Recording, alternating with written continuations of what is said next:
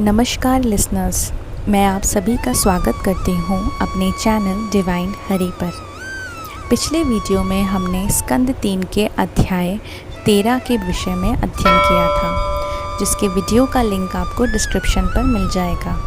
तो चलिए आज की यात्रा को हम प्रारंभ करते हैं और बढ़ते हैं अपने अगले अध्याय की ओर।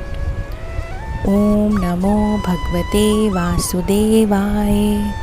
स्कंद 3 अध्याय 14 दिति का गर्भ धारण। श्री सुखदेव जी कहते हैं, राजन, प्रयोजनवश सूकर बने श्रीहरि की कथा को मैत्रेय जी के मुख से सुनकर भी भक्ति वृद्धारी विदुर जी की पूर्ण तृप्ति ना हुई। अतः उन्होंने हाथ जोड़कर फिर पूछा, मुनिवर, हमने ये बात आपके मुख से अभी सुनी है कि हिरण्याक्ष को भगवान यज्ञमूर्ति ने ही मारा था, परंतु जिस समय भगवान लीला से ही अपनी डाढ़ों पर रखकर पृथ्वी को जल में से निकाल रहे थे, उस समय उनसे हिरण्याक्ष की मुठभेड़ किस कारण हुई? श्री मैत्रेय जी ने कहा, विदुर जी, तुम्हारा प्रश्न बड़ा ही सुंदर है, क्योंकि तुम श्रीहरि की अवतार कथा के विषय में पूछ रहे हो, जो मनुष्यों के मृत्यु पाश का छेदन करने वाली है। देखो, उत्तानपाद का पुत्र ध्रुव बालकपन में श्री नारद जी की सुनाई हुई हरि कथा के प्रभाव से ही मृत्यु के सिर पर पैर रखकर भगवान के परम पद को प्राप्त हो गया था।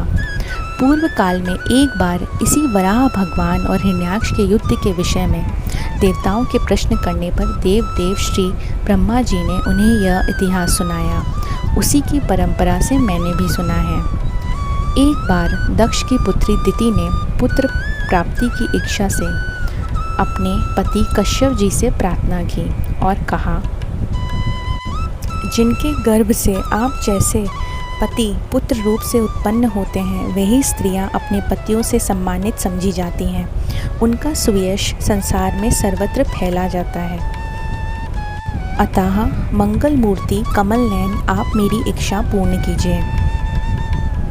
दिति ने इसी प्रकार बहुत सी बातें बनाते हुए उनसे प्रार्थना की। तब उन्होंने उसे सुमधुर वाणी से समझाते हुए कहा, जिस प्रकार जहाज पर चढ़कर मनुष्य महासागर को पार कर लेता है, उसी प्रकार गृहस्थाश्रमी दूसरे आश्रमों को आश्रय देता हुआ अपने आश्रम द्वारा स्वयं भी दुख समुद्र के पार हो जाता है।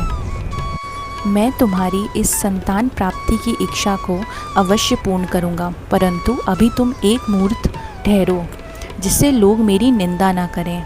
ये अत्यंत घोर समय राक्षस आदि घोर जीवों का है और देखने में भी बड़ा भयानक है। इस भूतादि प्रेतादि घूमा करते हैं। साध्वी, इस संध्या काल में भूत भावन भूतपति भगवान शंकर अपने गण भूत प्रेतादि को साथ लेकर बैल पर चढ़कर विचरा करते हैं। मैत्रेय जी कहते हैं, पति के इस प्रकार समझाने पर भी दिति ने ना मानी। तब कश्यप जी ने उस निंदित कर्म में अपनी भार्या का बहुत आग्रह देख देव को नमस्कार किया और एकांत में उसके साथ समागम किया।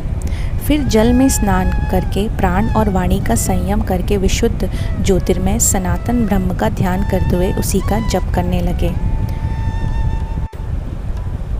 दिति उनके पास जाकर अपना सिर नीचे करके उनसे कहने लगी, ब्राह्मण, भगवान रुद्र भूतों के स्वामी हैं। मैंने उनका अपराध किया है, किंतु वे भूत श्रेष्ठ मेरे इस गर्भ को नष्ट ना करें। मैं महादेव को नमस्कार करती हूँ।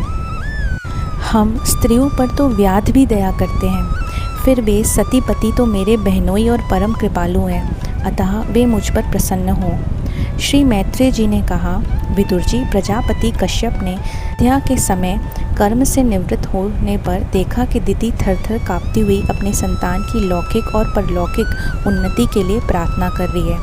तब उन्होंने उससे कहा, कश्यप जी बोले, तुम्हारा चित्त मलिन था, वह समय भी ठीक नहीं था और तुमने मेरी बात भी नहीं मानी।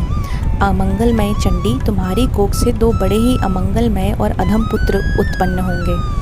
वे बार बार संपूर्ण लोक और लोकपालों को अपने अत्याचारों से रुलाएंगे।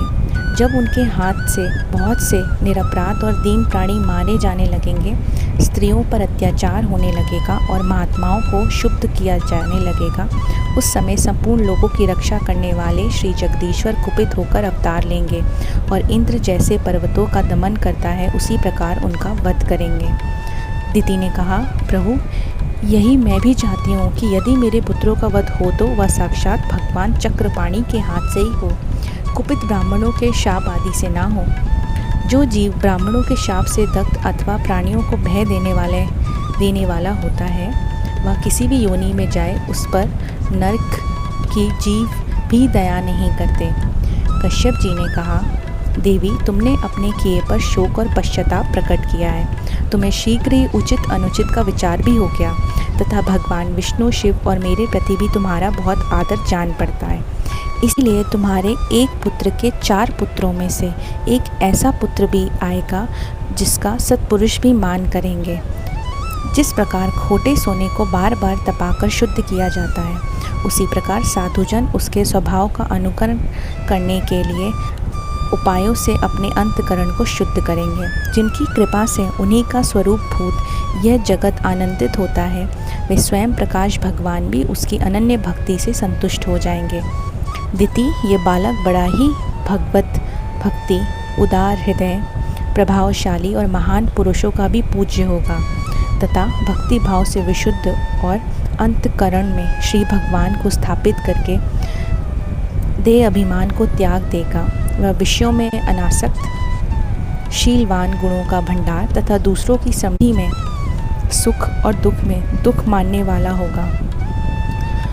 उसका कोई शत्रु नहीं होगा तथा चंद्रमा जैसा ग्रीष्म ऋतु के ताप को हर लेता है, वैसे ही वह संसार के शोक को शांत कराने वाला होगा।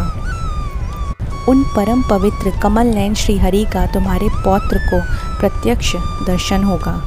श्री मैत्रेय जी कहते हैं, विदुर जी, दिति ने जब सुना कि मेरा पुत्र भगवान का भक्त होगा तब उसे बड़ा ही आनंद हुआ तथा यह जानकर कि मेरे पुत्र साक्षात श्री हरि के हाथ से मारे जाएंगे, उसे और भी ज़्यादा उत्साह हुआ। इस प्रकार हमारा स्कंद 3 का अध्याय 14 समाप्त होता है। धन्यवाद। जय श्री हरि।